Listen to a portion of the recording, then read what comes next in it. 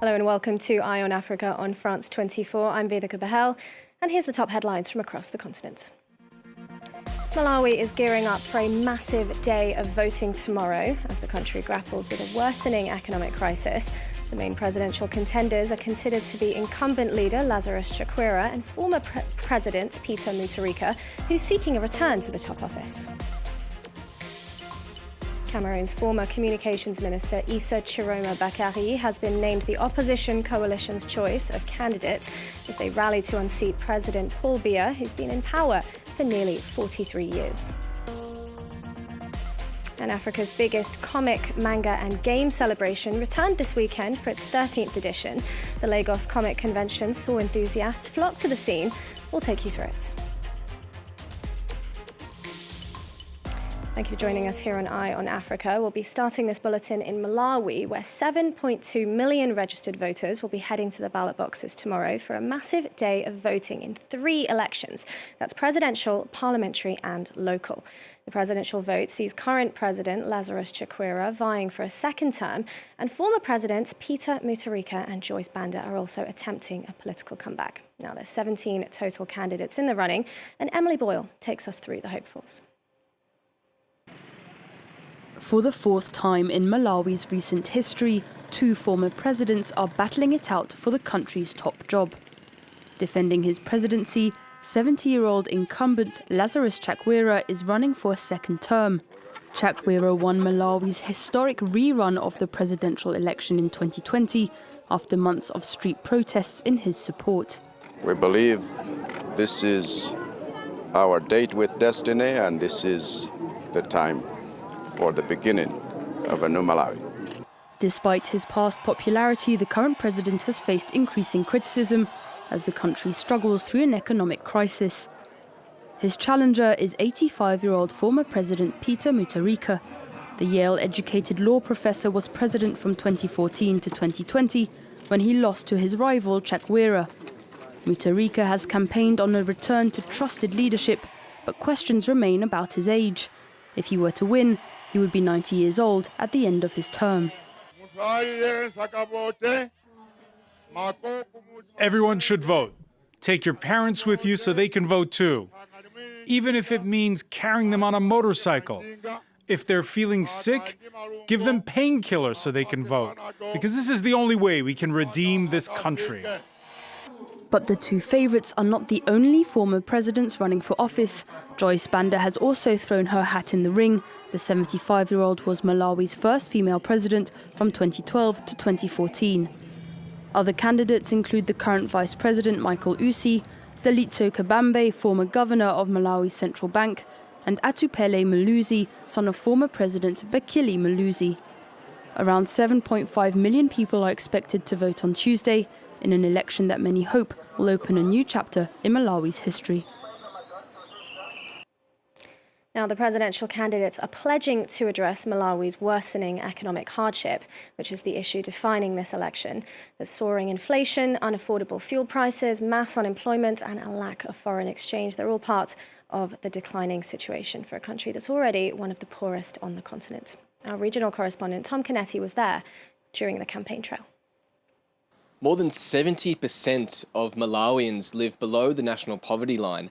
And in the last elections, Lazarus Chakwera promised to create 1 million jobs across the country. But 5 years on in the lead up to these elections, opposition parties are campaigning on the fact that those 1 million jobs have not been created. But the question remains, can any other candidate create the economic growth that Malawi needs? So we are talking of inflation being high at 27.8%. We're talking of growth being low. I think it's 2.8 and now. Even foreign exchange is very low. We are, I think, less than a month of import cover. So we are being squeezed left, right, center. The cost of living is high. We were supposed to be better. After the 5 years that the current president was in power, but probably there were, yes, some problems. We had cyclones, we had all these climate shocks that has actually reduced our productivity. But then what is going to change? And so you see a lot of politicians coming in with promises. And if you look at all those, they're centering on these problems. The inflation rate has more than tripled over the last 5 years in Malawi, a trend that voters are sure to keep in mind when heading to the polls on Tuesday. Guinea-Bissau's former Prime Minister Domingos Simoes Pereira has announced he's returning to the country and that he plans to enter the presidential race. Leader of the opposition party, he settled in the Portuguese capital Lisbon shortly after the country's president dissolved the National Assembly in 2023. He says he fears for his safety returning, but that it's his duty. Now, if he does run, this will be Simoes Pereira's fourth attempt at the presidency. In Cameroon, Issa Chiroma Bakary has been designated the opposition coalition candidate ahead of the country's presidential elections on October 12th. Aged 76, Chiroma Bakary will represent several other opposition figures in their attempt to unseat long-serving President Paul Biya, who is seeking an 8th term. More from our correspondent, Indira Ayuk in Yaoundé.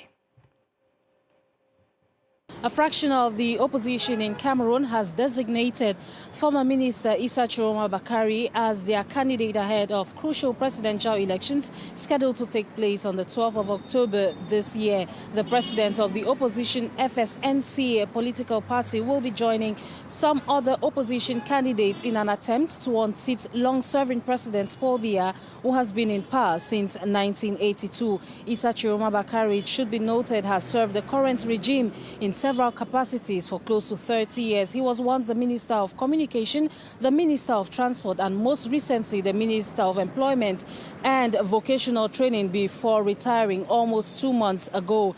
His northern counterpart, Bello Buba Maikari, on his part in a communique stated that he will not be part of the coalition and will be running under his UNDP political party, which has been an ally of the current regime for several years.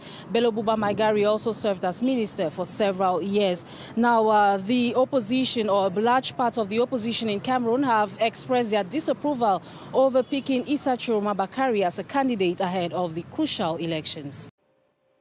To the Democratic Republic of the Congo now, where the World Health Organization says vaccination has begun for those exposed to the Ebola virus and for frontline health workers as well. The initiative has kicked off in the southern Kasai province, where an outbreak was declared earlier this month.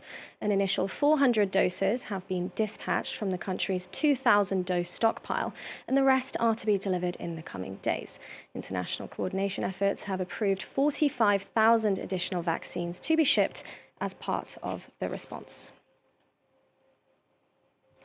Next, Nigeria has announced a 6-month ban on the export of raw shea nuts, the fruit at the heart of the production of shea butter, a key ingredient in soaps, lotions and cosmetics.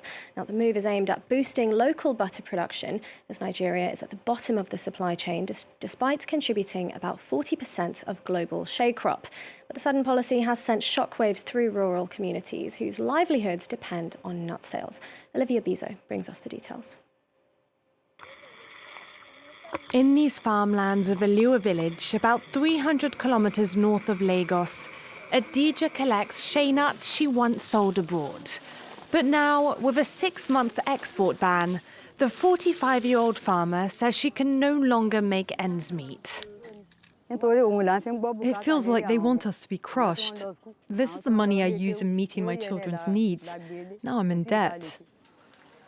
Nigeria grows 40% of the world's shea nuts, but exports nearly all of them raw. Foreign companies make the butter and the profits.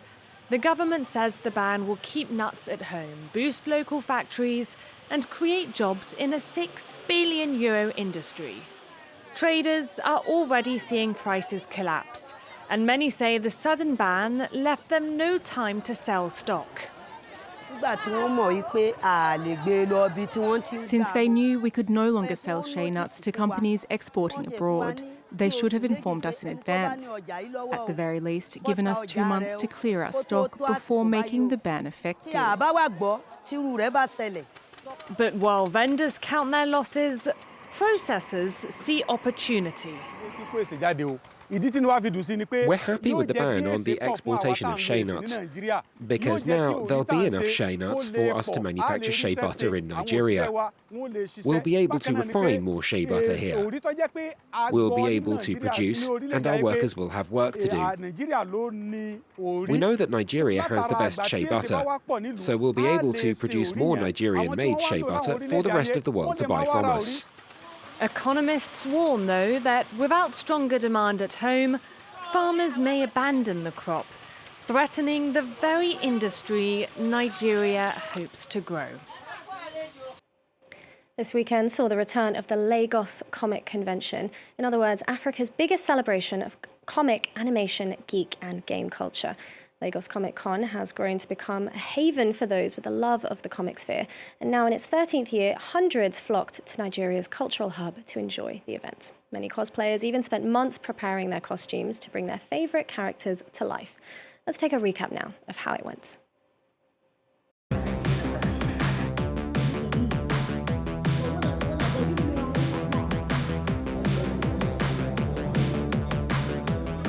Since we began, the event has been on the rise. The creative industry is growing just because the youth of the community have this kind of event to really come to and network and share. So it's really on the rise, and I can't wait to see what the creatives in the comic, animation and game industry are going to do in the coming years.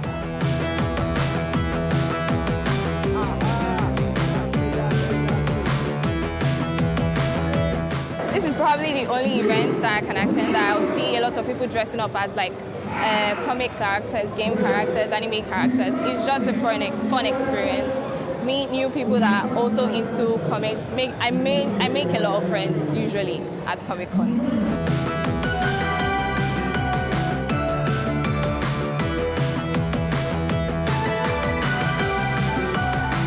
I never thought this was an event that happened in Nigeria, and I was just surprised, and I was really excited to see how or what entails, what they have, and I wanted to, experience something new. My first time ever, I'm here and I'm enjoying myself.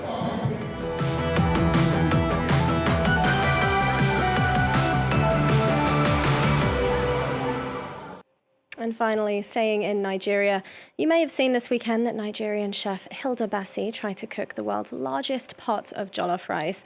Well, it's now safe to say she has succeeded, according to the Guinness World Records on Monday.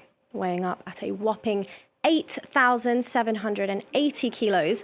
She used 4,000 kilos of washed basmati rice, 164 kilos of goat meat, and 9 hours to cook in a custom-made 23,000-litre pot.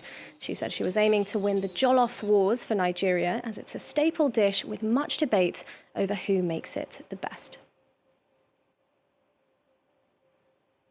And that's all we have time for in this edition of Eye on Africa. Stay with us here on France 24.